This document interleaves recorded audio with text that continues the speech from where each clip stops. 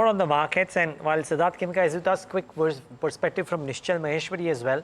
He joins in to give his view as well. Nischal, this pain at the broader end of the spectrum, right? That seems to be the big problem because, I mean, real estate doesn't technically have a nifty name itself. A clutch of other sectors which are down today in trade. How long does this pain continue, or at some point of time the markets move sideways? So I think the immediate date to follow is basically 28th of January when Trump comes in and basically announces his policy. I think that should be the first one basically one should look out for. And the second one is the budget now. So I think these are the two immediate triggers basically for the market to see where it is headed.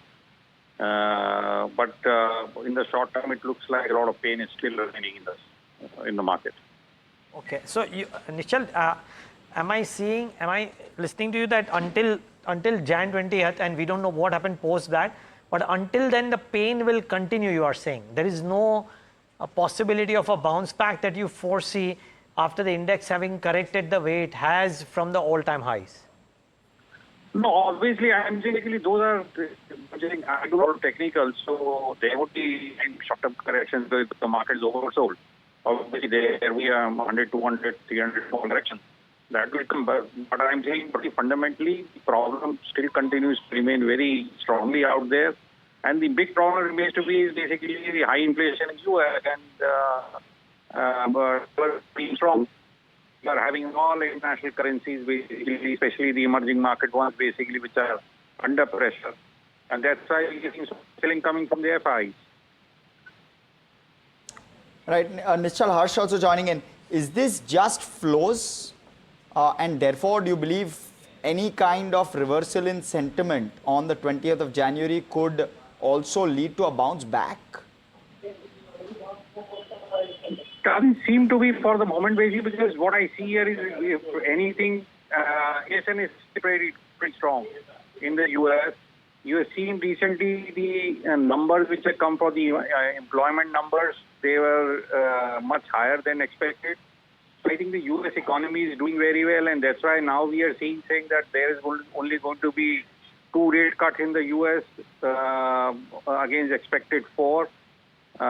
So that is the situation. And I think in India also, basically, given that the US interest rates are higher, possibly the rate cuts in India also get delayed. So that's the situation basically. So dollar will continue to remain strong against all other currencies, and I do not see any short-term remedy to this. Fair point. Okay, Nischal, last question. What would you buy at this point, therefore, if you were to buy something, or would you just wait and watch? I would wait and watch. I wouldn't want to unnecessarily preempt anything, because I think this is a macro call.